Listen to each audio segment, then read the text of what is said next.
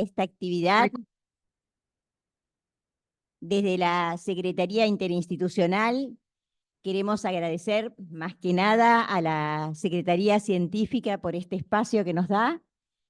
Quiero nombrar al equipo de la Secretaría que estuvo apoyando y acompañando y escribiendo el trabajo que va a dar origen al día de hoy, que fue el trabajo que presentamos en la 11ª jornada clínica interinstitucional que hicimos aquí, en donde 16 instituciones trabajaron sobre el caso de Mariela de Veleda Secchi, que para nosotros fue hacerle un homenaje en vida. Así que estamos con mucho dolor porque ella ya no está con nosotros, pero muy felices de haberla podido celebrar y podido mostrar todo lo que aprendimos de ella. La Secretaría Interinstitucional hace muchas otras cosas más que la jornada. Para nosotros la jornada de este año fue realmente muy importante, pero quiero mencionar otras actividades que hacemos porque me parece que es importante. La Secretaría Interinstitucional trabaja con el Foro de Salud Mental, con nuestro delegado José Cernadas, que está aquí, con una actividad y un trabajo a conciencia pensando en la salud mental de nuestro país, y eso es enorme, y nuestra institución está representada por él y trabaja conjuntamente con nosotros en todo esto. La Secretaría también hace supervisiones en los CESAC, a través de Gabriela Rodríguez, coordina el CESAC 27, todas las supervisiones que se hacen ahí. También trabajamos con colegios distintos de psicólogos y psicoanalistas, entre ellos, por ejemplo, el de Tucumán, donde damos cursos.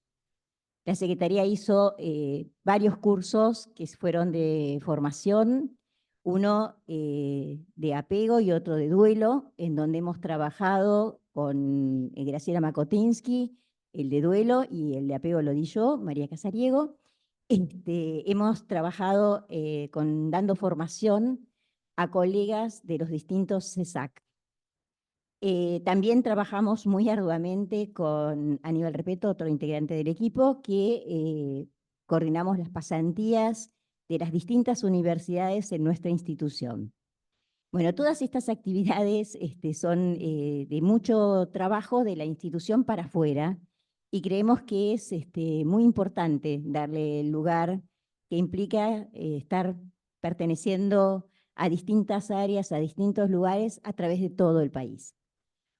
Hoy damos cierre en este espacio que tiene que ver con las cosas que nos dejaron la jornada clínica interinstitucional, que fueron un montón, fueron casi 2 años de trabajo de un equipo que quiero nombrar muy especialmente porque es un gran equipo que trabajó muy lindo. Algunos hacían bromas y decían, no solamente hables del trabajo teórico, sino el gastronómico. Nos reunimos, comimos, charlamos y aparte armamos mucho y trabajamos mucho teóricamente. Discutimos mucho también. El equipo está formado por Graciela Makotinsky, Débora Espinosa, que está en Paraná, espero que esté ahí en el Zoom, Mauro Pinelli, Aníbal Repeto, Irma Isabela y Alejandro Rosas, y yo, quienes habla, María Casariego. Bueno, este equipo armó la jornada, este equipo escribió el trabajo que presentó la institución y nos hicimos muchas preguntas, por lo cual quisimos invitar a 2 invitados de lujo como los que tenemos hoy. Alicia Levín, representante muy importante de nuestra institución, ya la voy a mencionar con todo su currículum, y bueno, un poquito. Y Yago Franco, que es realmente 2 teóricos que están pensando los temas que nos convocaron a nosotros a invitarlos hoy. Vamos a nombrar algunos de los temas por los cuales surgió esta presentación, fallido mediante. Esta presentación, y después los dejamos hablar a ellos. Van a dialogar también con los integrantes de nuestro trabajo escrito, que son los que yo acabo de mencionar. Bueno, las cosas que nos preguntamos a partir de la jornada y a partir de las cosas que nos hicieron ruido en el trabajo clínico de este caso de Mariela, planteado por Veleda Secchi en para quienes no pudieron estar en la jornada, es una niñita de 2 años y medio que presencia la desaparición de sus padres y hace un cuadro, digamos, planteado en un primer momento como síndrome autístico, luego se revisa mucho ese diagnóstico y nosotros en la jornada lo revisamos mucho, pero sobre todo nos preguntamos estas cosas. La implicación del analista en tiempos de catástrofe social. Es un gran tema y creo que hoy también nos convoca a pensarlo. ¿Cómo pensamos la neutralidad y la abstinencia? El concepto de mundos superpuestos de Janine Pouchet, que nos convocó mucho a pensarlo durante nuestro trabajo escrito. Posición del analista frente a la catástrofe social. ¿Interpretar o intervenir? O ambos. ¿Qué hacemos en tiempos digitales con la información que tienen los pacientes de nosotros? ¿Cómo influye esto en la neutralidad o en la abstinencia? ¿Cómo pensamos la posición del analista frente a la ruptura del contrato narcisista, como lo plantea Pierre Aulagnier? Las diferencias entre trauma y catástrofe, y por lo tanto, tomando una de las panelistas que tuvimos en la jornada, que fue Yolanda Gampel, el concepto de herida y de cicatriz, y cómo queda marca con la cicatriz. ¿Hay cambios en la clínica frente a la catástrofe social? ¿Qué sería retraumatizante en el análisis frente a una catástrofe social? Que este es un punto que me parece surgió mucho en la jornada y nos hizo plantearnos mucho si hay una clínica diferente y hay cosas que tenemos que replantearnos incluso en nuestra práctica analítica. Bueno, le vamos a dar la palabra primero a Alicia Levin, gran amiga, muy querida, y a quien le debo mucho. Bueno, Alicia Levin es licenciada en Psicología de la UBA, psicoanalista, magíster en psicoanálisis AEAPG UNLAM, expresidenta de nuestra institución, fundadora del área Pensando en Winnicott, autora de libros, textos en relación al psicoanálisis y la cultura, miembro board latinoamericano de Winnicott, actual directora de la maestría de psicoanálisis AEAPG UNLAM, miembro del Malestar de la Cultura y miembro de Psicoanálisis Dialogando con las Artes. Le damos la palabra.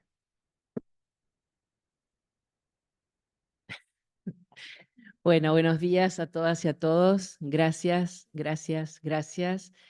Voy a empezar por María, por todo lo que dijo y por mucho más. Somos amigas, pero somos hermanas de la vida en las buenas y en las traumas y en los catástrofes de cada una y de todos y de todas. A toda la comisión, llena de amigos y amigas, gracias por todo el trabajo que hacen. A Científica, por el espacio que le dio a este lugar. A los presentes y a más de 25 personas que están, ¿no, Cintia?, en el Zoom, que creo que tiene mucho que ver con esta actividad que enlazó y sigue enlazando la Secretaría Interinstitucional. Verdaderamente es la tercera vez que se hace en esta institución la jornada y mi humilde presentación va a tener que ver con algo que le sucedió al equipo, que es qué efectos me produjo la jornada y nos produjo como institución a EAPG, dado que, vuelvo, mi humilde análisis es que fue una intervención institucional en estos tiempos tan difíciles que cada uno lo llamará como lo llamará, pero yo lo llamo de catástrofe social. Lo puse como pregunta, ¿no? Traumas y catástrofes. Y también te agradezco, Mauro, que en la previa del otro día, y también agradezco estar con Yago otra vez, así que gracias, la verdad que es muy importante para poder dialogar con quien. Le pedí a María que me avise cuando queden 5 minutos, porque bueno, la idea es dialogar. A mí me intervinieron 3 puntos para pensar. Uno dije que es la jornada, el otro es la reedición del libro Catástrofes Sociales, por qué 25 años después se reedita un libro que analizaba lo que sucedió en el 2001, y el tercer punto es lo que me pasa a mí y a mi querida institución desde hace tanto tiempo como psicoanalista en la posición de analista y estar a cargo hace mucho tiempo de la formación de analistas. Son los 3 analizadores que tomé. Lo que antes quizás era consistente, sólido, previo a la catástrofe y estructurado, ha devenido fragmentado, informe. Esta situación deja a los sujetos en silencio, se transforma en un testigo mudo. Su cuerpo, la fragilidad de su memoria, construye un relato fragmentado, fracturado y frágil, provoca un desmantelamiento de la lógica y es un sujeto desubjetivado. ¿Implica esto la destitución de todas las marcas? La catástrofe social es una devastación, no lo es el trauma. Si tomamos la serie trauma, acontecimiento, catástrofe, hay dos líneas posibles. Pero se me va a ir todo el tiempo. Es una elección. Si tomamos la serie trauma, acontecimiento, catástrofe, hay dos líneas posibles para pensar la catástrofe social. La primera considera la teoría del trauma como una práctica de recomposición simbólica y la consecuente recomposición de sentido. Y la segunda se pregunta si la teoría del trauma y la posibilidad de marcas nuevas simbólicas alcanzan para abarcar el pasaje de un medio consistente a otro fluido inestable. María hablaba de dos términos que trajo Yolanda, el de la herida y el de la cicatriz, donde en la herida hay puntos, hablo de lo simbólico, por donde entrarle, y gracias por traer a Yolanda nuevamente a esta querida institución, y en la cicatriz existiría esta marca cerrada, Winnicott llamaría lo coagulado, aquello que insiste en este cierre y que sigue siendo una oportunidad para que el dispositivo analítico haga algo con eso. A diferencia del acontecimiento, como dijo Badiou en esta institución, cuando habló de los cartoneros, y dijo que los cartoneros era un acontecimiento argentino, como Madres de Plaza de Mayo, que en ese momento surgían como un colectivo que daba respuesta a una situación de desvalimiento social. Entonces, lo traumático es aquel impacto que pone en riesgo la organización del yo, en tanto preservación de la vida como los enunciados identificatorios que lo constituyen. La catástrofe es distinta, arrasa. Hay una pérdida del ser radical y su efecto parece irrevocable, es pérdida de una esencia y se produce en un arrasamiento psíquico. Esto radicalmente nuevo, me pregunto, ¿qué vinculación mantiene con lo que le antecede, ya que pone en juego nuestras herramientas? Y esta es una discusión central para comprender de qué índole son las situaciones concretas que atravesamos, si estamos frente a una catástrofe o a otro tipo de situación, y si es posible una recomposición simbolizante o estamos frente a otra situación. Algo que me parece importante es que cuando hablamos de trauma estamos ubicando aquel lugar de donde vino esto peligroso, pero de lo cual no podemos defendernos. En la catástrofe aparece la nadificación y la caída del sentido. Aparece esta situación de indefensión. Muchas veces la clínica nos presenta problemáticas donde la condición de sujetos de catástrofe devastó las problemáticas del sujeto de deseo. Será tarea de nuestro dispositivo poder trabajar con esto, y no con lo perdido solamente, sino con lo que hay, lo que tenemos en ese momento. Decía que Yolanda reflexiona sobre violencia y búsqueda de sentidos. Llamó radioactividad a aquello, lo usa metafóricamente, como en la Segunda Guerra, quedó inoculado para siempre y de manera letal y mortífero.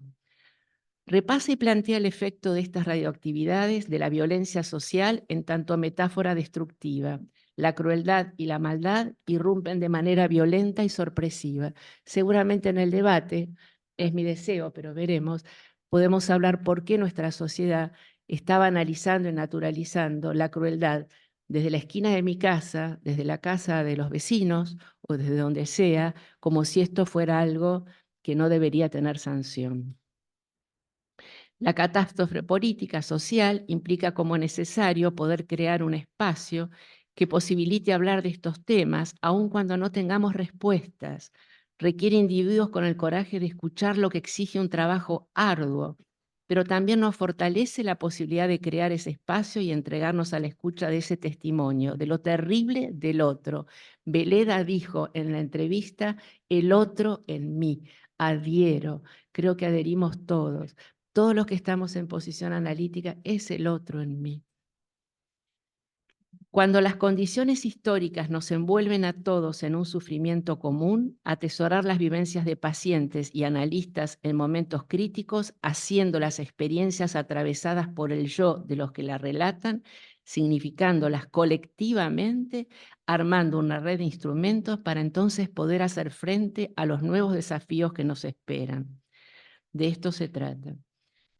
Había una de las personas que había quedado por un tiempo bastante encerrada entre los escombros de AMIA y que lo que tenía en la cabeza era: si mi padre se salvó del Holocausto, yo seguramente me voy a poder salvar. Sea ilusorio, desmentido, lo que sea, es una defensa posible, es vital. Entonces, como decía María en algo que trabajó la comisión, ¿cómo posicionarnos frente a la clínica que nos convoca en este momento y en otros? ¿Qué problemáticas se abrieron a partir de esta clínica en el campo de nuestra especialidad? ¿Alcanzan nuestras herramientas teóricas y nuestra sensibilidad? Si algo diferencia una catástrofe social de una natural, es la intervención del otro humano. María dijo varias veces, y adhiero, que no está bueno decir es inhumano, ¿no? El trabajar no sé cuánto tiempo ahora, 18 horas. No lo hace alguien inhumano, lo hace un ser humano, lo dice un ser humano. Eso no es del orden de lo inhumano.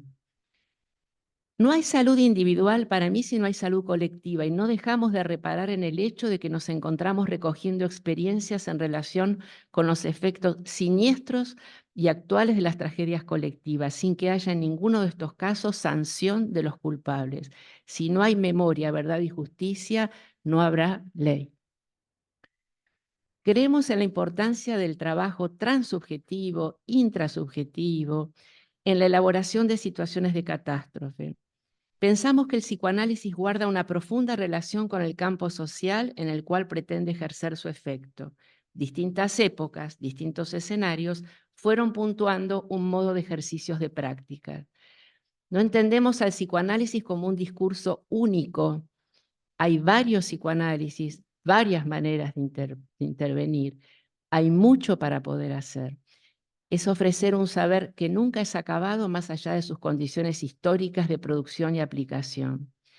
Me ayudó Silvia Bleichmar a pensar para hoy que las herramientas que venimos usando los psicoanalistas para lo que sucede en los desmantelamientos de defensas en las neurosis no sirven para intervenir en la desarticulación de las catástrofes. Voy a puntuar algunos porque, no sé, vamos bien con el tiempo. Bueno, muchas gracias. Silvia plantea en las catástrofes, que la primera movida quizás es el intento de evacuación que se manifiesta en el retorno de las imágenes del traumatismo. Si luego no se da una posibilidad de simbolización de lo ocurrido, el aparato psíquico puede seguir los otros recorridos que se describen a continuación. Solo un ejemplo: cuando la directiva y todos los socios de esta institución se cargaron el inicio del encierro y el COVID, y la institución funciona de otra manera, y dejamos de decir si se escucha o no se escucha ¿no? Como algo resistencial que podría suceder. Esto era un tema que no sabíamos usar los aparatos y necesitábamos de esta intermediación para poder hacer ahí un trabajo psicoanalítico. 2. El desmantelamiento psíquico con apariencia depresiva no es depresión, quizás es astenia. No vivo, diría Winnicott, un estado de no sentirse con la experiencia de estar vivo. Por favor, no patologizar al afectado. El Raskowski puso a disposición y un montón de centros que no es paciente el que llamaba, era alguien afectado, que no era cuestión de hacer en ese momento la idea de promover o recibir la transferencia. Tener una ubicación, y para eso los lazos, las supervisiones, acá los que estamos, nos permitían poder generar nuevas herramientas para nuevos movimientos catastróficos.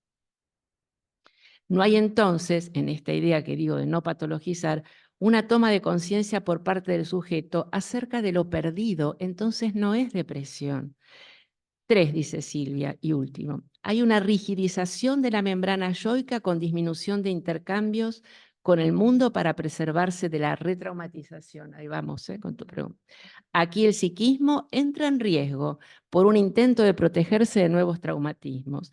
Entonces se trata de poner a trabajar la pregunta acerca de si lo social es algo que está fuera y uno puede abrirse o cerrarse, o es un componente esencial, una de las fibras íntimas que remite la constitución misma del sujeto y del psicoanálisis, tanto en su teoría como en su práctica. Digo, es el otro en mí y son los mundos superpuestos. Estamos en el mismo mundo, en el COVID, en el proceso de la dictadura cívico-militar, en todo el deshacimiento social, estamos compartiendo el mismo mundo.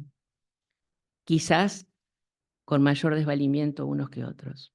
Entonces, concebir el psicoanálisis enlazado, enraizado, constituido desde lo social implica un posicionamiento ético frente a las prácticas que propone y a la transmisión de su saber. Me interesan las nuevas generaciones de analistas. Se trata de no pensarnos como analistas por fuera de estas catástrofes. Como dice Leukovich, no es desde la catástrofe, es en medio de la catástrofe. Haciendo lo que podemos, nunca cómodos, nunca pensando nuestra tarea como si se tratara de algo que le ocurre al otro, tolerando, trabajando en estos mundos que llamé superpuestos, que son de Janine Puget, la que acuñó esos términos. Se trata entonces, en este planteo que nos invitó la Secretaría Interinstitucional, de pensarnos como agentes de salud y de esta condición hacer el esfuerzo para recuperar la palabra. Eso, la palabra, abandonando el cómodo sillón de la neutralidad. No existe la neutralidad, sí la abstinencia. Estamos en el mismo mundo. No se trata de constituir un colectivo de expertos en catástrofes sociales. El martes pasado, en el malestar en la cultura, ya cuando terminé con esto, me quebré. Sí, no somos expertos en catástrofes, no hace falta. Para que ocurra exactamente lo contrario, hay que pensar como psicoanalistas acerca de un tema que es una tarea de todos en un espacio habitable, potenciador, en un espacio crítico, liberador y creativo de nuestras formas de complejización de la subjetividad. Es posible y deseable que esta experiencia pueda ser retomada por cualquiera. En el caso de quienes han padecido torturas, desapariciones, asesinatos, muertes, los veteranos de guerra, los afectados por las explosiones, la pobreza, el hambre, la desnutrición, el desempleo, las inundaciones, los incendios, no van a alcanzar el tiempo. Reconocemos el valor de los dispositivos grupales, de estrategias colectivas para hacer frente a esta devastación en tanto desmantelamiento y empobrecimiento. El trabajo de la tramitación entonces de lo traumático y lo catastrófico en los dispositivos terapéuticos va a seguir ofreciendo una posibilidad de elaboración y recreación. No es el retorno de lo reprimido, ¿sí? Es hacer algo ahí nuevo, de advenir, diría Derrida, de un acontecimiento. Para poder operar como agentes de salud en tiempos de catástrofes, tendríamos que ser conscientes de la necesidad de trabajar el continuo atravesamiento de lo traumático en nuestra persona, porque el horror a no tener palabras puede ser transmitido si aquellos que lo escuchan han sido tocados existencialmente. Es decir, la proximidad permite objetivarlo un poco.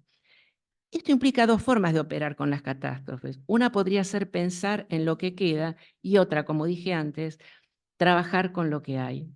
El asunto será entonces ver lo que se hace con esto que hay y cómo se construye a partir de ahí un inventario de lo existente.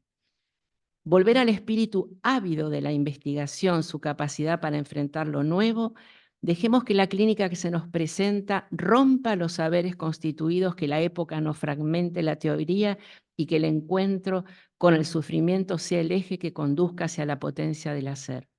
En tiempos de destitución subjetiva, no se trata de resistir la catástrofe, sino que parte de nuestra tarea como psicoanalistas es insistir y persistir, como se pueda, afirmando la presencia, pero la posición del analista. Recuperaremos entonces, 5. Vamos bien. Recuperemos entonces la conciencia, la asunción activa de nuestra implicación, en lugar de neutralizar los efectos sociohistóricos. Mira cómo voy. Si hay un concepto que pierde vigencia y cae estrepitosamente en esta zona de realidad destruida para las catástrofes, dije, es el concepto de neutralidad, entendida como ilusión de negar la realidad, de desmentir el analista y el dispositivo aquello que nos está sucediendo. Con la caída del contrato narcisista y como efecto de esa caída en lo social, paciente y analista están en este mundo superpuestos sin ley, sin marco, diría Sábalza el otro día. Cae en la catástrofe la autoconservación y tenemos que escucharnos. Se siente moriré de hambre. Hace 15 días un presidente de otro país dijo, los argentinos se morirán de hambre. Y se siente que por ahí uno se muere de hambre. En el análisis necesitamos trabajar aspectos de la alteridad y lo identitario. Veleda trajo fotos, yo traigo otros ejemplos para más adelante, pudiendo identificar fragmentos para trabajar el sentimiento de dislocación y de no representación. Estamos hablando de lo no representable. Para ir terminando. Vemos en la implicación del analista cómo en el trauma se ubica, dije, aquello que me resulta peligroso, pero no sé cómo defenderme. En la catástrofe no queda nada ahí, trabajaremos con lo que hay. Winnicott habló en la BBC de Londres, armó dispositivos. Yo hice la concurrencia en San Justo, ya creo que es un significante en mi vida San Justo, porque ahí tenía 29 años y ahora de nuevo estamos con la Universidad de San Justo, y era la época, más tarde voy a contar, de la dictadura. Y pudimos armar nuevos dispositivos. Implicarse, para ir terminando, es ubicarse, posicionarse, es hacer algo aquí ahora, es persistir, hacer lazos, sucedió en la jornada, sucede hoy, sucede en el Zoom, y si Freud se hubiese sentido derrotado cuando los amigos lo ayudaron, no tendríamos psicoanálisis. Así que nosotros no estamos derrotados. Muchas gracias.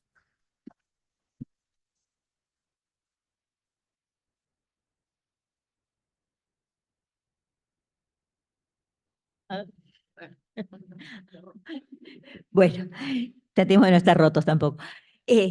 Bueno, algo que quiero comentarle a la gente que está en el Zoom es que luego de escucharlo a Yago Franco, vamos a hacer una vuelta por el equipo de la Secretaría, donde va a haber preguntas o intervenciones, y también queremos escuchar las intervenciones de la gente que está en el auditorio y también del Zoom. Así que las preguntas las escriben en el chat y alguien del equipo las va a ir leyendo para que podamos ir respondiendo dentro de lo posible.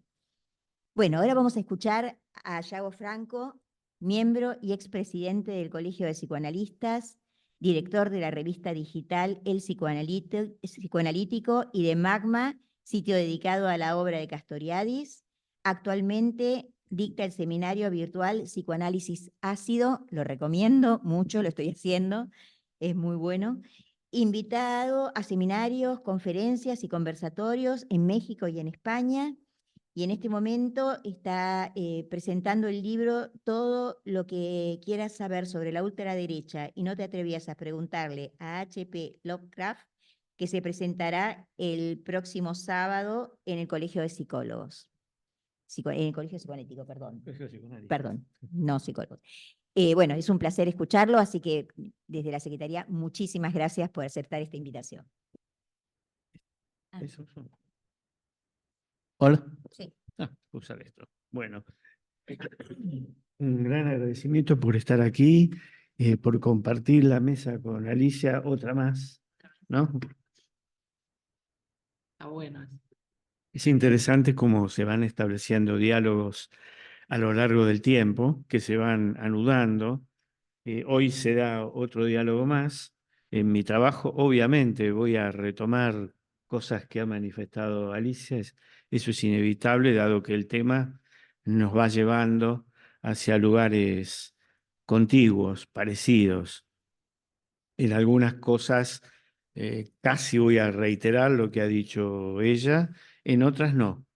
En la mayoría de las cosas vamos a coincidir y en algunas aparecen otras líneas de pensamiento, que esto es lo interesante, creo yo.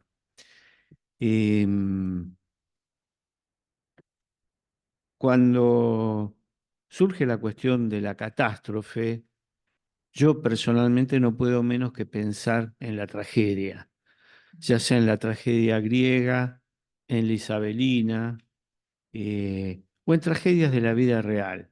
Hay una enseñanza que nos deja la tragedia, sea Hamlet, Ricardo III, Edipo Rey, Medea, etcétera, etcétera, etcétera. En todas hay una enseñanza respecto de que hay límites que no hay que traspasar. El gran problema que tenemos es que esos límites no están claramente delimitados, pero se aprende a posteriori esto, una vez que se ha desatado el final de la tragedia, que como sabemos es la catástrofe. La catástrofe es aquello en lo cual culmina una tragedia, donde quedan abolidos todos los límites y los protagonistas culpan cumplen una penalidad de alguna forma ante la ciudad, ante los dioses, etcétera, por haber transgredido dichos límites. Ahora, a nivel del colectivo, como ya sabemos, y es de algún modo lo que hoy nos reúne, también hay catástrofes. Esto es lo interesante. Esto quiere decir que hay tragedias también a nivel de lo colectivo. De hecho, Marshall Bernard señala que el Fausto de Goethe es la primera tragedia del capitalismo, la primera tragedia del capitalismo. ¿Y en qué se basa él? ¿Y qué podemos pensar a partir de lo que él dice? Esta catástrofe se produce porque el capitalismo desconoce todo límite, nos pide lo ilimitado.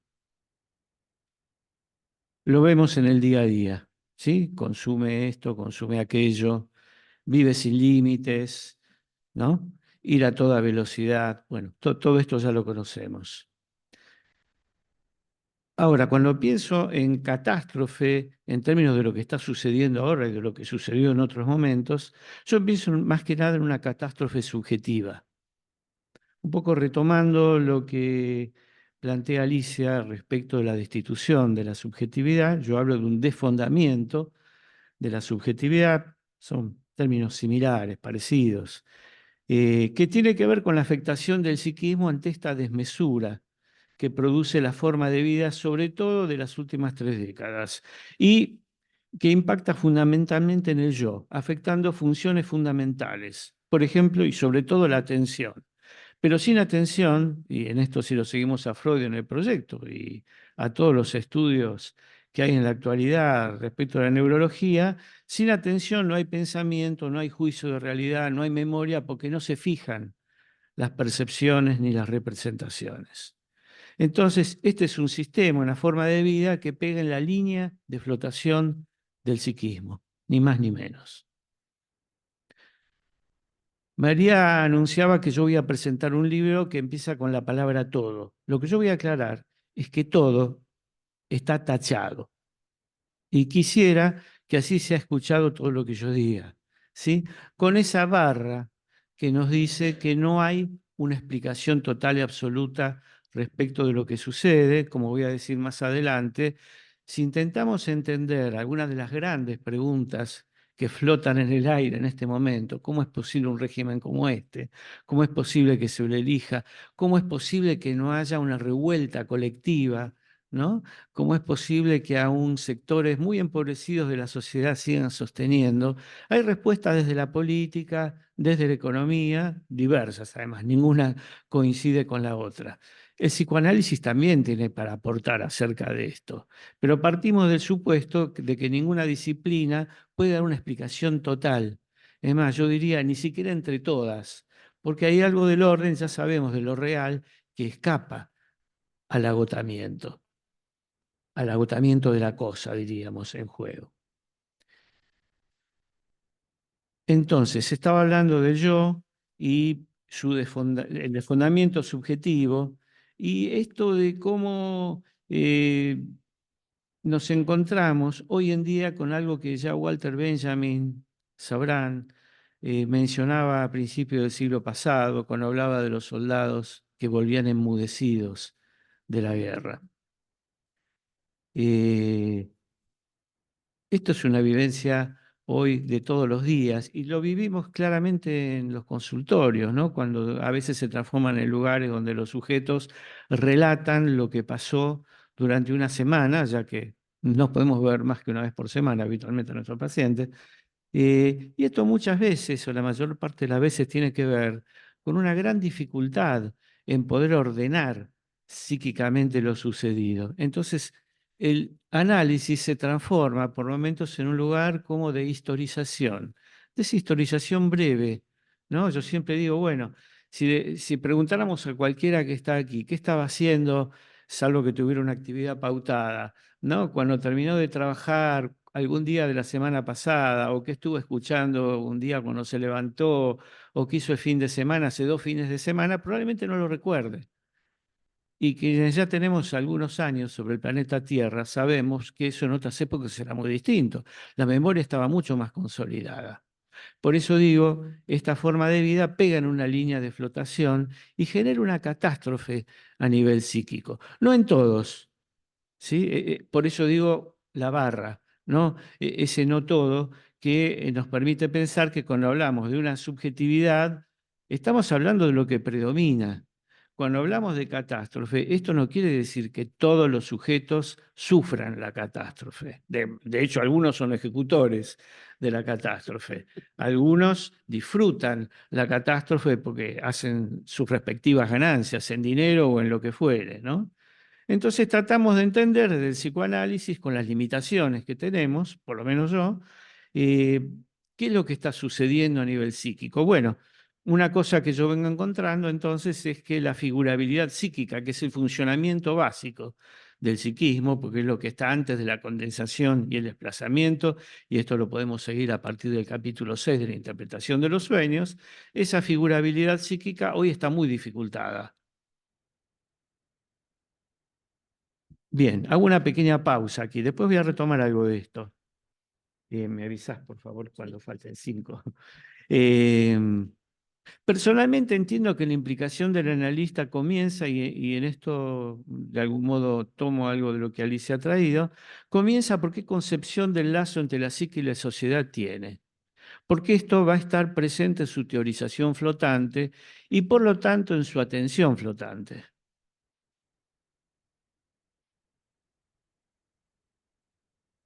Un ejemplo claro, bueno, lo tenemos en estos días, ¿no?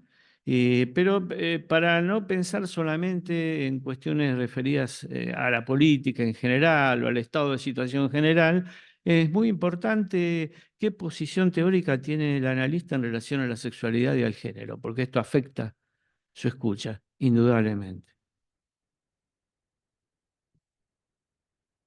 Por supuesto que vivimos en mundos superpuestos en este momento. No me voy a extender en eso, ya lo hizo Alicia y ya eso lo conocemos todos a partir del trabajo de Janine Puget y Wendell. Pero ahí cabe una pregunta, ¿no? Que tiene que ver con otra cuestión, que es la de los mundos divergentes. Y cómo con esto nos encontramos, yo por lo menos me encuentro muchas veces en la clínica. Me he hallado últimamente escuchando discursos de odio terribles, por ejemplo, respecto de lo que sucede en Gaza. De las dos cosas, ¿eh? Del atentado de Hamás y del genocidio en la población palestina, y también respecto de lo que sucede acá, ¿no? Yo he escuchado, bueno, porque los planeros, está lleno de planeros, o estos negros que tienen que ir a trabajar, en vez de estar quejándose, ¿por qué no se quedan en la casa? O estos jubilados, que en realidad son todos militantes, ¿no? Ahí yo me pregunto, ¿cuáles son los límites de nuestra escucha y qué consecuencias tiene esto para nosotros? Porque ahí yo creo que actúa en cierta medida la neutralidad, dado que debemos abstenernos de manifestar nuestras posiciones políticas. Ahora, esto tendrá sus límites, ¿no? Eh, Ahí sí que el analista está implicado, pero de otra manera, ¿no? Yo en esos casos creo que está implicado y al mismo tiempo está borrado como un sujeto que siente y que puede tener una mirada muy distinta y una ética muy distinta respecto del mundo, que le impide festejar una masacre o que los más débiles de una sociedad estén siendo perseguidos o negados directamente. La pregunta es allí cómo posicionarse ante alguien que ignora la alteridad, porque el analista es un alter ahí.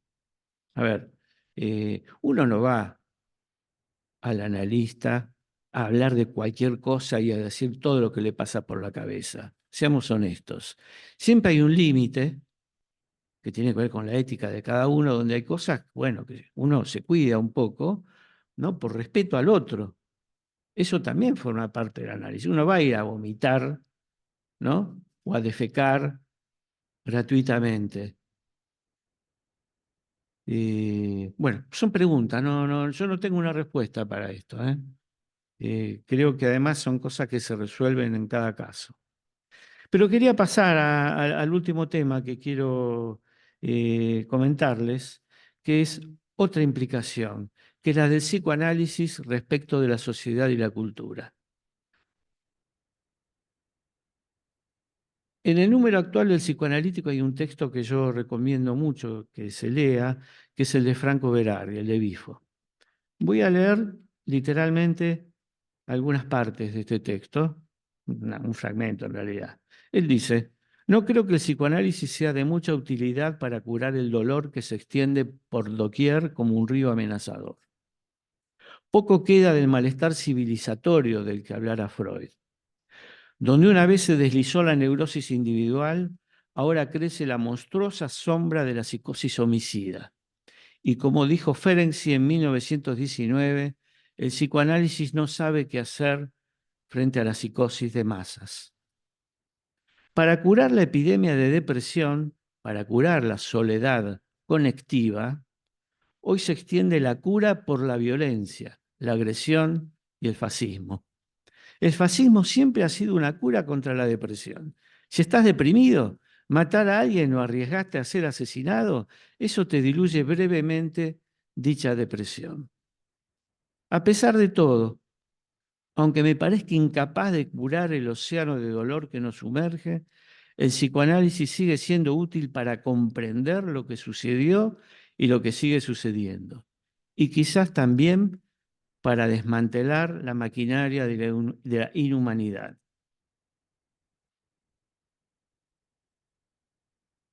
Yo intenté trabajar algo a partir de esta propuesta de Bifo, y entiendo que es bueno recordar que en 1908, 1921, 1929, 32 y 38 fueron momentos en los cuales Freud intervino a nivel de la sociedad y la cultura, advirtiéndonos de las consecuencias para el sujeto de diversos estados y sucesos de las sociedades de entonces.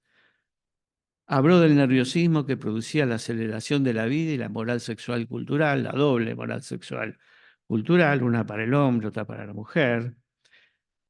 En 1921 se refirió a los riesgos de ciertas formaciones de masa y se anticipó al fascismo y al nazismo cuando hizo esto, porque estas formaciones de masa llevaban una pérdida del yo, dada la identificación con un líder mesiánico, que surgía en medio de una miseria psicológica del colectivo que había perdido un rumbo porque los líderes habían faltado a la cita. ¿Resulta familiar esto que digo? En 1929 se refirió al malestar en la cultura como consecuencia de vivir en sociedad, coincidiendo con la crisis económica y contemporáneamente a lo que culminaría con el crack financiero del 30. En el 32 se refirió a la guerra y a la neurosis traumática, que hoy pensaríamos más bien como una catástrofe. Realmente la guerra es una catástrofe para el sujeto. Vuelvo a lo que Benjamin decía: los soldados que volvían enmudecidos no podían poner en palabras lo que había pasado.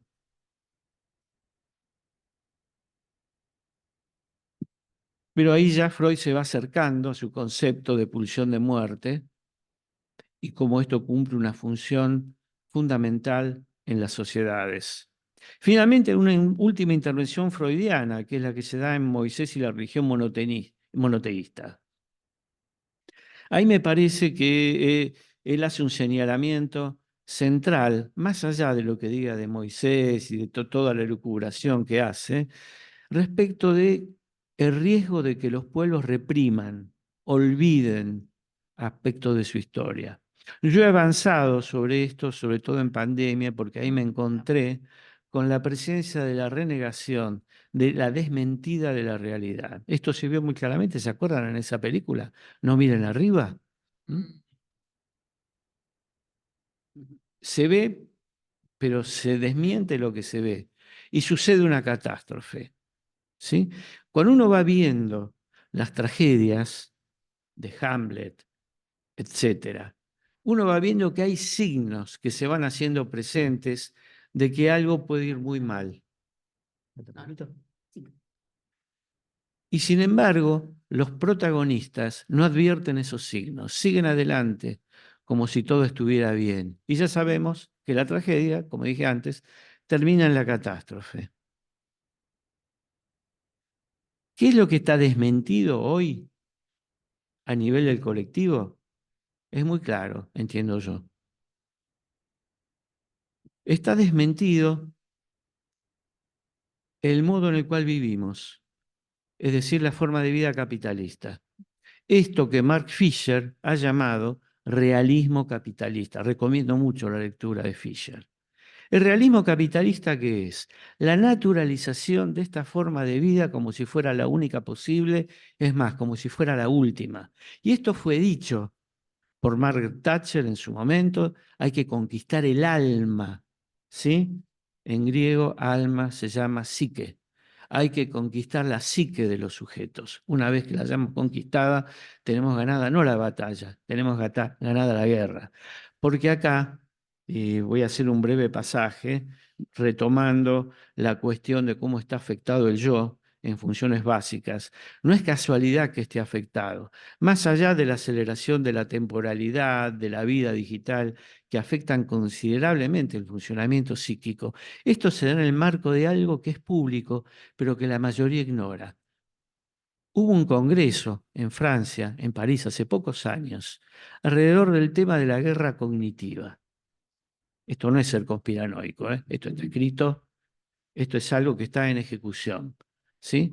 Hay una guerra cognitiva que tiene como finalidad conquistar el psiquismo de los sujetos, doblegarlos.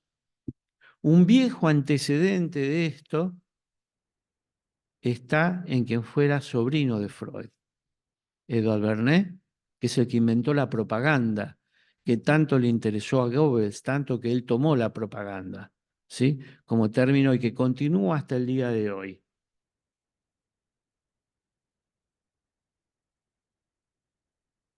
Lo cierto es que vivimos en un estado de disforia generalizado. Nadie está conforme con esta forma de vida.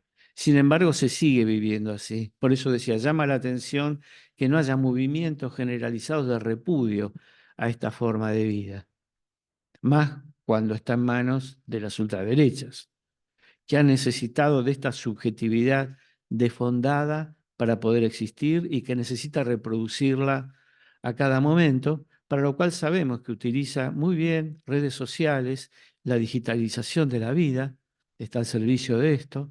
Esto está explicitado claramente, si ven, hay un documental en Netflix, eh, no recuerdo el nombre, es el dilema de las redes sociales, donde ex-CEOs de Facebook, etcétera, etcétera, etcétera, hablan de esto claramente.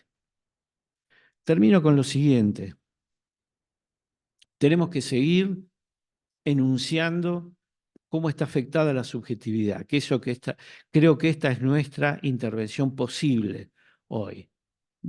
Escribiendo, hablando, diciendo, utilizando los medios masivos, perdón, porque tal vez como sostiene Bifo, no podemos hacer mucho respecto de la curación de este océano de dolor en el que estamos inmersos. Pero sí podemos dar cuenta y razón de cómo y por qué hemos llegado hasta aquí, enunciando condiciones necesarias desde el psiquismo y la subjetividad para haber arribado a lo que por momentos pareciera ser un momento terminal de la historia humana. Lo que quiere decir que puede haber humanos, pero sin humanidad, al estar balanceándonos en la punta de un abismo. Termino con esto. Comencé hablando de la tragedia como aquello en lo que tiene lugar la catástrofe. Agrego ahora que como yo sostengo firmemente la idea de indeterminación, tanto en la vida individual como colectiva, la tragedia no puedo pensarla como algo predestinado ni inevitable. Siempre está la posibilidad de torcer un rumbo que parece ser inamovible. Y si pese a esto, la catástrofe no lograra frenarse, tendremos la posibilidad de edificar algo mejor con lo que sobreviva a ella, sea tanto a nivel individual como colectivo. Gracias.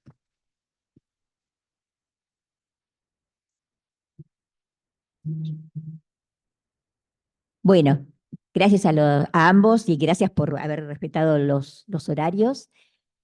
Vamos a hacer las preguntas y las participaciones del equipo. Así que le doy la palabra al equipo de la Secretaría Interinstitucional para que digan lo que quieran respecto de lo que hemos escuchado. ¿Quién sale al ruedo? Tengo el micrófono, así que hago abuso de poder. Bueno, gracias. Gracias, es un lujo escucharlos siempre a los dos, así que gracias. Fui pensando varias cosas a medida que iban hablando, espero entenderme. Pensando en algunas cuestiones que planteabas, Alicia, que hablabas de la fragmentación y la devastación, ¿no? Y yo pensaba que en la fragmentación podemos pensarla más al lado de lo traumático, ¿no? Porque en la fragmentación hay figurabilidad, ¿no? Como decía Yago. En cambio, la devastación, yo creo que los fragmentos estallan, ¿no? La figurabilidad misma se ve comprometida. Eh, y ahí pensaba en esto de la cicatriz y la herida, y me vino una imagen mientras hablabas, que era la del queloide, ¿no? En la catástrofe, más que una cicatriz, hay un queloide, ¿no? Porque es algo que está vivo, pero que está no organizado, que es hipertrófico, que se adhiere a los tejidos y limita la movilidad de los tejidos vecinos. Y lo pensaba en esto que planteaba de la rigidización de la membrana yoica, me venía así. Y después planteabas algo de la época del COVID y cómo la escuela se puso al servicio de la sociedad, digamos, ¿no? Y tuvimos que aprender a manejar un montón de cuestiones. Pero también me acordé de algo que empezó a circular que tenía que ver no con el afuera, sino con el adentro. Y recordé que había una cadena de mails, que no sé quién la había iniciado, pero a mí me llegó por parte de Silvia Slassman, que era enviarle a, creo que era 2 o 3 que estaban en esa cadena, una poesía, ¿no? Que tenía que ver con nosotros, no tanto con el afuera, ¿no? Sino con no con lo operativo, digamos. Y ahí pensaba en esto que planteaba Yago y esto de la poesía, ¿no? Que la poesía y sus metáforas es parte de lo que sigue escapando a la codificación capitalista, ¿no? Como una salida. Y pensar el psicoanálisis como también, ¿no? Una de las metáforas de la poesía. Gracias. ¿Quién sigue? Ale, Grace, ¿quieres decir algo?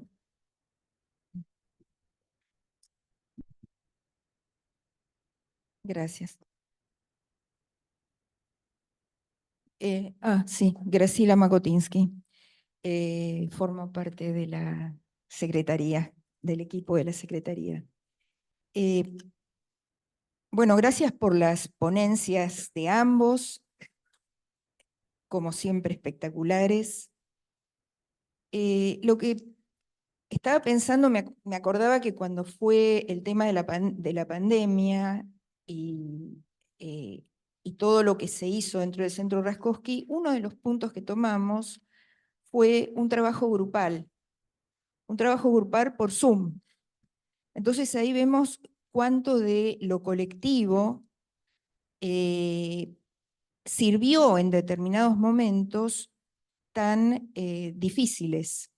Y fue justamente en una institución donde había personas mayores, residentes, y lo hacíamos por Zoom.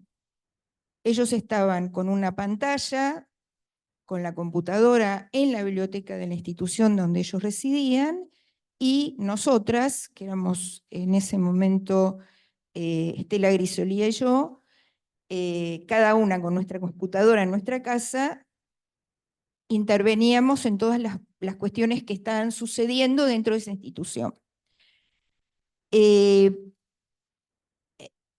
Y también pensaba en algo que trajo Alicia y que de alguna manera también Yago, relacionado con Piera y con el contrato narcisista, con la perversión del contrato narcisista, y cómo en un momento determinado este contrato podía ofrecer de alguna manera al infans, el lugar donde nacía y el lugar donde iba a ser cobijado, y de alguna manera alguna cierta predicción respecto de su futuro, y marco la palabra cobijar cuando en este momento la diferencia que hay con la sociedad no cobija.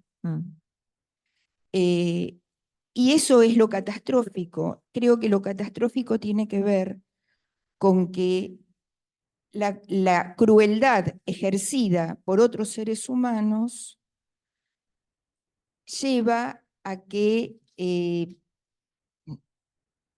digamos, esa falta de espacio, falta de lugar, y no darle posibilidades de amplitud y desarrollo de ese psiquismo. Y otro tema más que había traído Mauro en algún momento en nuestro grupo fue la diferencia entre resistencia y reexistencia, que me parece que es muy interesante y como para tomarlo en cuenta, que se toca con esta cuestión de la devastación, porque en la resistencia hay una resistencia a esa devastación y a que ese otro que tiene poder no destruya o no fragmente. Y en la reexistencia lo que se intenta es que haya algo nuevo, que frente a esa resistencia que hubo se pueda construir algo nuevo. Y creo que esa es nuestra, bueno, por lo menos mi expectativa y algo de lo que ustedes dijeron también. Grace, ¿puedes leer las preguntas del Zoom, por favor? O con Ale también. Así vamos incluyendo esas preguntas.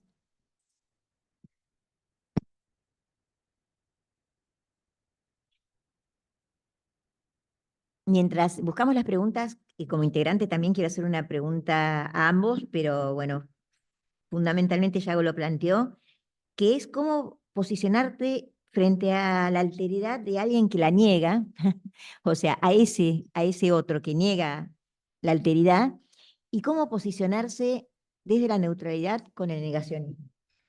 Porque digo, también pensar qué costo tenemos psíquico nosotros, cómo cuidamos a los que cuidan, ¿no? Que tenemos nosotros cuando estamos frente a alguien con una actitud negacionista o de esto, bueno, a los jubilados, total, ya están viejos y hay que hacerlos pelota porque no van a vivir mucho, o sea, frases que uno puede llegar a escuchar y que creo que es difícil y complejo pensar una neutralidad ahí y qué pasa con esto, ¿no? El posicionamiento como psicoanalista. Las preguntas. Ah, dale, por supuesto. Muy cortito. Mauro, de la comisión también, Mauro Pinetti. Bueno, nada, agradezco también la exposición de Alicia y de Yago, esclarecedora, pero que a su vez nos dejan pensando un montón de cosas difícil de sintetizar. Pero entre ellas, me surgía la pregunta por el ideal, ¿no?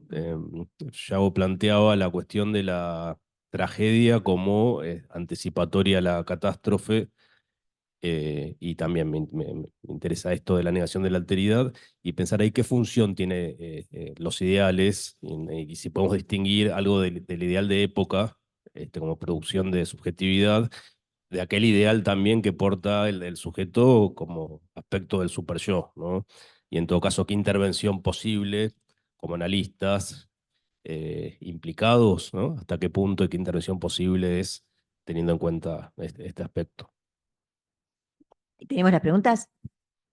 Vamos a pasar a las preguntas del Zoom y luego en el auditorio las personas que quieran ir haciendo preguntas o quieran hacer un aporte levantan la mano. Bueno, hay agradecimientos, no voy a leer todos los agradecimientos y las felicitaciones, dado el tiempo.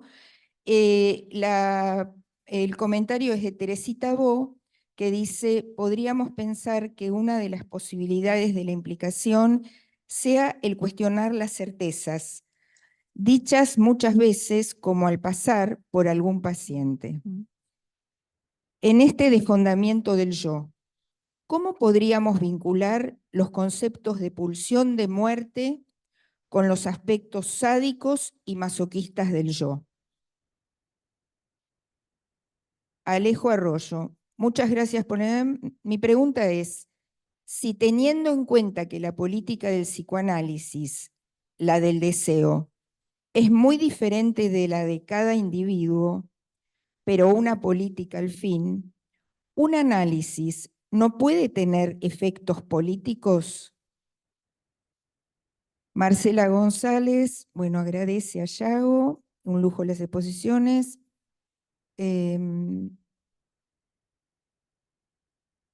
Alejo Arroyo hace otra pregunta, dice relacionada con la anterior, sería si la segregación, discriminación, odio e incluso la indiferencia podrían ser consideradas defensas ante la angustia de existir en condiciones tan inciertas, tan baleantes, adversas, adjudicando esa angustia a un otro como chivo expiatorio.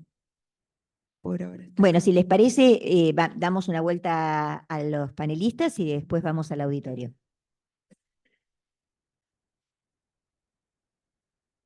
Bueno, gracias nuevamente. Es un montón, como dicen los chicos. Aníbal, sí, claro que la fragmentación tiene que ver con el trauma y la devastación, con lo catastrófico. Y engancho también con algo que ahí traía María de la retraumatización, cuando antes de los derechos del niño a los chicos apropiados o a los chicos abusados se les hacía ir a hacer declaraciones 54.540 veces. En la Declaración de los Derechos del Niño se dijo una y se filma, porque esto tiene que ver con la retraumatización. Y por otro lado, me pareció interesante esto que vos planteabas de lo devastado, porque una de las cosas que pasa en las situaciones catastróficas es la pérdida de la palabra. Veleda nos enseñó un montón y todos nos enseñaron un montón, y seguimos aprendiendo del silencio, ¿no? La dictadura era este signo y también, bueno, claro, el silencio salud, y también Yago hizo bastante insistencia en que falta barullo, falta palabra, falta marcha, falta. Ese es un punto. El otro es que a mí me parece que mucha gente que ha pasado por situaciones de tortura o la Shoah o el Holocausto necesitó mucho tiempo, se habla de 25 y 30 años para poder hablar. Mi papá decía que mi papá había venido de Rusia, corrido por los pogrones, y nos contaba a los hijos que ellos dormían en la misma cama con los primos porque se querían mucho y estaban recalentitos. Mariana conoce la historia. Y después, la tercera generación, algo que trabaja la transmisión generacional, que hoy la quiero incluir, la transmisión generacional en situaciones de trauma y catástrofe. Quiero incluir esto, que lo no dicho tiene a veces una oportunidad de acontecer en esto sin palabras, devastado. Entonces la más chica mía, que tiene 40 y pico de años, empezó a averiguar qué había pasado en ese pueblo, en Estalino, y en realidad mi viejo lo que tenía era vergüenza de contar que tenían hambre y frío y no estaban por amor juntos. Y hoy también me parece que hay algo, como esa abuela que cuenta, hablaba de Gaza, varios hablaban, Yago sobre todo, esta abuela que cuenta en Gaza que alguien le dice, qué bien que está con su nietita y la puede cuidar. No, dice ella, no estoy bien, porque mi otro nieto lo mataron, se murió. Yolanda creo que está, dice, yo no estoy bien. Entonces, el tema de la culpa, de la transmisión generacional, en esto del desvalimiento es muy importante. Y Veleda trabaja con alguien que no puede hablar, y Winnicott trabajaba con el modelo de consulta terapéutica, con chicos que estaban y con familias, trabajaba con familias que no tenían palabra. Y entonces inventó el garabato. Hablando esto, alguien preguntaba también en el Zoom, voy enhebrando, ¿no? ¿Qué se hace cuando no hay palabra? Y nosotros tenemos para hacer, para escuchar, para dibujar. El juego del garabato es un juego significante, que en el mejor de los casos, es ese re que escuchó Veleda. Nosotros trabajamos un montón con Veleda sobre los canales sonoros. Entonces, ¿cómo hacer con esta situación? Sí, a mí me parece en esto que pregunta 2 veces alguien en el Zoom, el analista es un sujeto político, o sea, no es partidario, o sea, todos somos sujetos políticos, porque somos ciudadanos. O sea, en esto también incluyo lo de María, ¿qué hacer, digamos, cuando aparece el negacionismo? Y cuando yo hice la concurrencia en el Hospital de San Justo, era el 79, el Policlínico de San Justo está pegado a la municipalidad. Entonces, la guardia nos mandaba a las chicas de la municipalidad porque decía que estaban delirando con NN. Nosotros, yo tenía 29 años y tengo muchos más ahora, nosotros estábamos implicados en esto de los mundos superpuestos. Y la verdad que yo tenía miedo, me tenía que tomar un colectivo, viajar un montón de tiempo. Ya notábamos los números de teléfono al revés, no había celulares, no, había cambios de nombres, o sea, teníamos miedo. Entonces, las empleadas de la administración estaban seguras que estaban locas en esto que vos decís. Entonces nosotros decíamos, no estás loca. A ver, ¿algún compañero más está pasando por esto? Y venía Raquel Soifer, que trabajaba con Veleda, que era del Partido Común, venía Jorge Rodríguez, nos ayudaba a pensar, nos decía, mire, nosotros no sabemos de esto, pero tenemos que estar, veamos qué hacemos con el miedo y nos vamos juntando y nos vamos entramando. Y lo que fueron haciendo las compañeras de la administración era venir a estar en grupos con nosotros. Y sin saber qué, sin tener respuestas, en esta cosa devastada, lo que teníamos era presencia. Y es un montón esa presencia. Entonces, lo nuestro no es decir, esto no te está sucediendo, te está sucediendo. Sí decir, no estás loca, como cuando Winnicott le dice a Margaret Little, tu mamá la odio, digamos, ¿no? Este punto del principio de realidad, tomándolo de María. Alguien hablaba también de la indiferencia. La verdad que el amor y el odio están del mismo lado, tienen sustancia. La indiferencia no está del mismo lado, está del otro lado. Y también quería agregar en esto de la pulsión de muerte, que me parece que estos movimientos, ya lo super tomo, se está propiciando todo el tiempo, como en todas las situaciones límites, como viven un montón de sociedades, No, Marité, el proceso primario. El proceso primario, o sea, cuando aparece esto de naturalizar la crueldad y el odio, no hay niveles de represión y de inhibición. O sea, cualquier cosa es válida y nosotros ahí tenemos una posibilidad de hacer algo para poder intervenir. Y yo te agradezco este comentario del COVID porque la verdad que hicimos un montón de cosas y seguimos haciendo y vamos a seguir haciendo.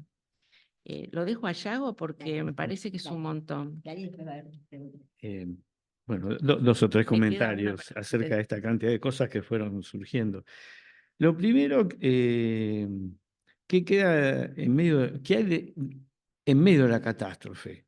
¿Qué es lo que hay? Quería tomar un poco lo que Aníbal trajo respecto de la poesía y recordar que los antiguos filósofos, los primeros de los cuales no nos han quedado sino fragmentos, entre ellos están los de Heráclito, escribían en forma de poesía, ¿sí?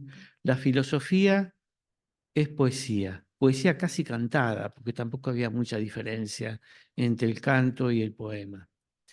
Y que Borges decía que el psicoanálisis pertenece al género de la literatura fantástica, ¿no? Y en ese sentido es poesía, es literatura, y creo que estas son las cosas que en medio de la catástrofe están. El arte, en primer término, diría yo, ¿no? La música, ¿no? La poesía, el cine. Luego, ¿qué pasa con esta cuestión de estos discursos de odio que pueden instalarse en el consultorio y qué hacemos con eso? Y el costo que esto tiene para nosotros. Bueno, yo seguí pensando mientras iban circulando ideas y alguien que interviene desde el Zoom me permitió pensar que, bueno, lo que sucede primero que nosotros estamos instalados en una forma de vida que es traumática. Yo la he definido así. Esta Claro. forma de vida es traumática. En medio de esta forma de vida traumática, por si fuera poco, hay catástrofes, que ya es como un salto cualitativo. Y cuando sucede el trauma y cuando sucede la catástrofe, nosotros sabemos que hay dos defensas que actúan sobre la realidad. Son las dos defensas que actúan sobre la realidad. Una la aporta Freud, que es la renegación, pero también está el rechazo, son más de dos defensas. Está el rechazo que tiene que ver con la psicosis, la Verwerfung, ¿sí? Está la negación, y Ferenczi aporta algo que para mí es extraordinario, porque acá se habló mucho de fragmentación. Y la fragmentación es, en términos de Ferenczi, es el splitting, es una defensa. Claro. ¿Es una defensa o es una consecuencia? Él ahí pasa entre una cosa y la otra. Me parece que hoy Ferenczi, a quien cita Bifo Berardi, Sí. es un autor imprescindible, porque además Ferenczi habla de esta fragmentación psíquica, habla también de la identificación con el agresor, ¿sí? Por eso siempre he discutido con colegas que dicen que hay una cuestión masoquista en la población, que por eso se tolera este tipo de gobierno. Digo que todo eso es un disparate, que eso es psicopatologizar algo que no es conveniente hacerlo. Yo tampoco puedo psicopatologizar el sufrimiento que produce la sociedad, y esto tiene que ver, obviamente, con una posición ética.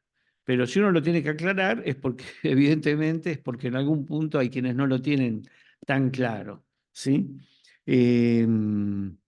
Entonces, cuando viene alguien con estas posiciones brutales, que realmente da mucho trabajo poder escuchar, yo lo primero que tengo que saber si es alguien, como dijo alguien en Zoom, que se está defendiendo, Ujú. ¿sí? Alguien que está siendo devastado por lo que sucede, se identifica con el agresor y encuentra, como decía el colega, un chivo emisario en la escena de la realidad. Por eso decía, esta disforia generalizada en la cual todos estamos nos lleva a una pregunta, más que obvia, pero no por obvia deja de ser menos ingenua. No es ingenua, es decir, ¿por qué la salida ha sido hacia la ultraderecha y no hacia otro lugar? Si hay tanta disconformidad con cómo se vive.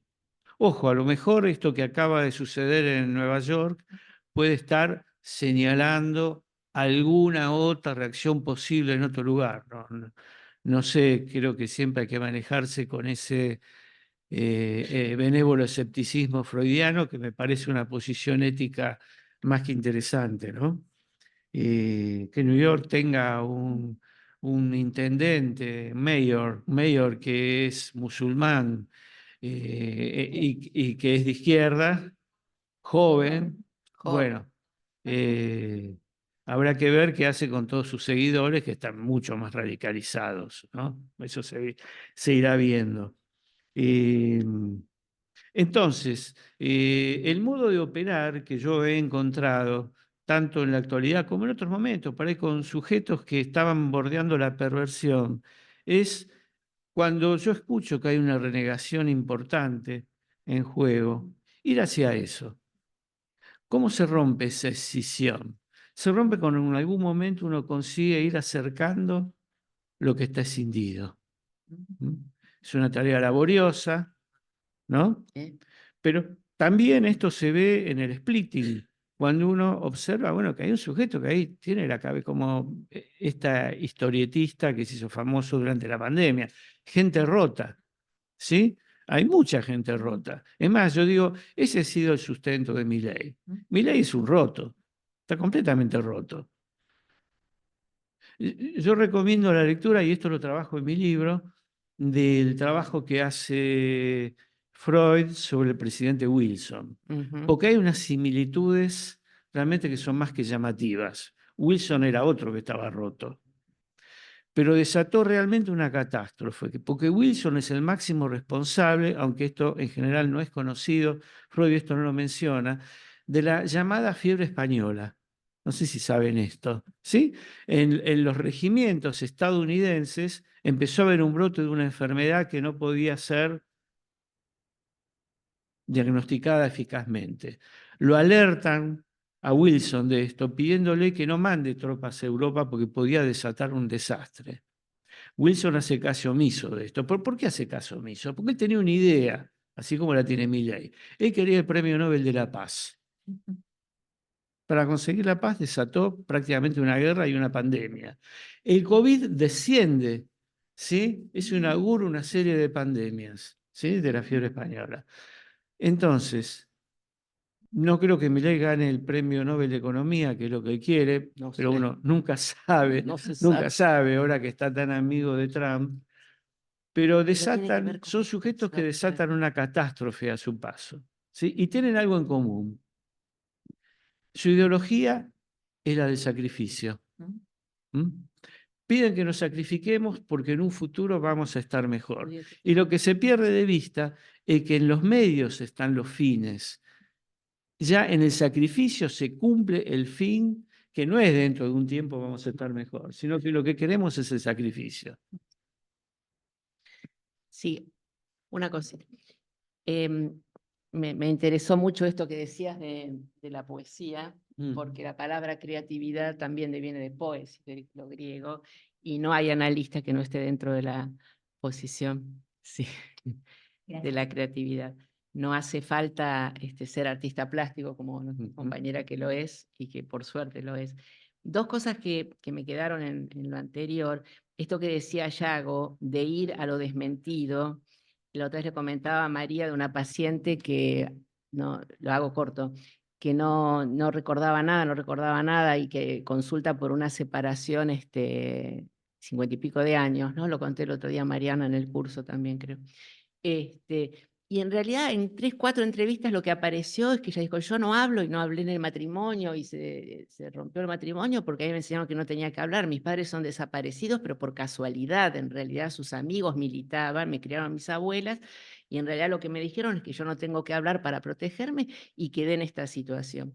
Y aparece en esto, digamos, una situación del Día de la Madre donde ella se enoja con los hijos. Entonces yo le pregunto, ¿y vos cómo celebrabas el Día de la Madre? Tenía 2 años, cuando, al estilo de Veleda, ¿no? Cuando tenía 2 años la chiquita. Y entonces me dice, no me acuerdo, hasta que trae esto que estamos hablando, que dice, a mí me parece que yo no recuerdo porque tengo mucha bronca. Entonces, nuestra posición, esto es decir, ir a la desmentida. Y lo último que recomiendo en esto de la posición del analista es que los últimos 14 años, desde que está el convenio con La Matanza, y en el Zoom hay muchas de las personas, y acá también, que dirigen o han hecho tesis, hay muchísimas tesis y TFI que se ocupan de hermanos de desaparecidos, de niños expropiados, de padres desaparecidos, de situaciones catastróficas en situaciones institucionales. Entonces también nuestro trípode, que son 4 patas, el análisis, la supervisión, la formación, y yo digo la pertenencia institucional, la escritura a nosotros nos permite procesar a los analistas. Entonces no quería perder esto, que es un instrumento, más allá de la rigurosidad o lo que requiere lo académico. La posibilidad de la escritura es y ha sido, nos enseñó Freud, como decía Yago, ¿no? Es un medio para poder tramitar. Eso no me lo quería perder. Estamos casi sobre la hora. Vamos a ver, hay preguntas en el Zoom. Veamos rápidamente. Si alguien del auditorio quiere hacer alguna intervención, por favor, levante la mano. Graciela. ¿Vos querés? Sí. Bueno, Beatriz Rodríguez No, dice... el Zoom. ¿Cómo? No, sí. Beatriz Rodríguez dice, bueno, valiosa mención de Ferenczi, y Gloria Badi agradece por ayudarnos a seguir pensando este mundo traumatizante. Necesitamos inventar nuevos modos de abordaje del sufrimiento en esta vida marcada por la desmesura. Y hay más agradecimientos. A ver, Ale, Hola. preséntate. Bueno, mi nombre es Alejandro Rosas, formo parte del equipo de Secretaría Interinstitucional. Bueno, pensando en distintos puntos que tocaron, me quedé pensando en las referencias. Lo charlábamos en alguna reunión, acá se vuelve a retomar, Yago lo retoma, pensé vía Lacan cuando hablaba del Holocausto y lo marcaba como un producido a partir de la ciencia y el capitalismo, lo decía con todas las letras. Me quedé pensando también en la referencia a los líderes gubernamentales, ¿no? Y pensé en uno que hubo acá, vos nombraste Freud, pensé en José Ingenieros y el hombre mediocre, está dedicado a un presidente también, ¿no? Digo, para pensar en que Mauro lo deslizó, lo dijo de una manera muy académica, el superyo y los ideales, estamos hablando de los líderes en distintos momentos que generan ¿qué? ¿No? vía la ciencia, vía el capitalismo. ¿Y qué tenemos nosotros para plantearnos como psicoanalistas? Porque hablamos de implicación, ¿no? Yo nombré a Lacan, también nombro a José Ingenieros, aunque no era psicoanalista, fue un introductor del psicoanálisis en Argentina en algún momento, y me quedé pensando en relación a lo que trajo Alicia, y en relación a Winnicott, y en relación a los modos de prácticas institucionales, en un concepto central que es el de continuidad existencial, ¿no? Si hay algo que me devuelve la mesa para ir pensando ante lo que muy bien ejemplificaron ustedes, que tiene que ver con la devastación, con lo traumatizante, con lo catastrofado, como lo decía Yolanda Gampel, es la idea de, como instituciones o como psicoanalistas, o política del psicoanálisis, que alguien lo deslizó ahí en el Zoom, solamente lo deslizó, no lo puso en cuestionamiento, porque ahí hubo un debate, Germán García Pavlovsky, que llevó casi 20 años sobre la cuestión. Pensé en esto, ¿no? ¿Cómo nos posiciona a nosotros en relación al armado de una continuidad existencial, vital, podríamos decir desde Winnicott, deseante desde Lacan, ¿no? Quería pensar en esto. Bueno, como ya estamos en horario y muchos están yendo, dejamos un minutito a cada uno para hacer un cierre. Ya hago tu cierre. Nuevamente, gracias. Y una última palabra respecto de la desmentida, de la renegación. Lo interesante, tal como en la tragedia, es que hay algo que está manifiesto, hay algo que se ve. El sujeto que está tomado, sea por el splitting como por la renegación, dice aquello que después va a decir o que no dijo o no lo va a tomar en su discurso. Entonces ahí aparece una idea que me parece muy importante hoy, porque el psicoanálisis emerge diciendo, Freud dice, que hay que hacer consciente lo que es inconsciente. Y yo creo que eso, por supuesto, que sigue teniendo actualidad, pero tal vez tenga más actualidad el trabajo de hacer que lo manifiesto se haga consciente. Porque esta es una cultura, es una forma de vida que hace que todo esté a la vista, como la carta robada, pero que en el medio del enjambre de cosas que hay no podamos hacer consciente, no podamos terminar de percibir y de darle conciencia. El sistema consciente es un sistema muy rico, ¿no? Bueno, esto último quería manifestar. Y en el trabajo clínico esto es interesante, ¿sí? Generalmente lo trabajamos con señalamiento, ¿no? Dijiste esto, ¿no? Y esto, cómo son estas dos cosas, y ahí algo sucede, casi siempre. Gracias nuevamente. Bueno, en ese minuto, gracias, gracias, gracias, los que están, los que nos invitaron, los que están en el Zoom, siguiendo con este tema del arte, cuántos campos de concentración han tenido, ¿no? Espacios para el arte. Del otro lado, ¿no? Las caritas del teatro griego, está la comedia, y la comedia es en serio, ¿no? Los griegos la usaban para oponerse al establishment. Pero estos líderes, que te agradezco un montón, Ale y Gloria Abadi, porque de eso se trató mi trabajo, de lo que es discontinuo, no es monótono lo continuo. Lo continuo tiene que ver cuando se fragmenta, cuando se disloca, como algo nos decía también Alejandra Tortorelli la otra vez, bueno, el otro no es el otro, somos nosotros, ¿no? A mí me parece que justamente estos líderes nos invitan a sentirnos burlados. Alguien que preguntaba, a nosotros hay burla al otro, hay burla a la ética, hay burla a la humanidad. Y estamos un montón acá y en el Zoom y todo lo que trabajan, porque hay que justamente poder desmentir que ese proceso primario y esa descarga es una burla a la subjetividad. Y acá estamos trabajando justamente en la construcción de la subjetividad. Les vuelvo a agradecer a todos.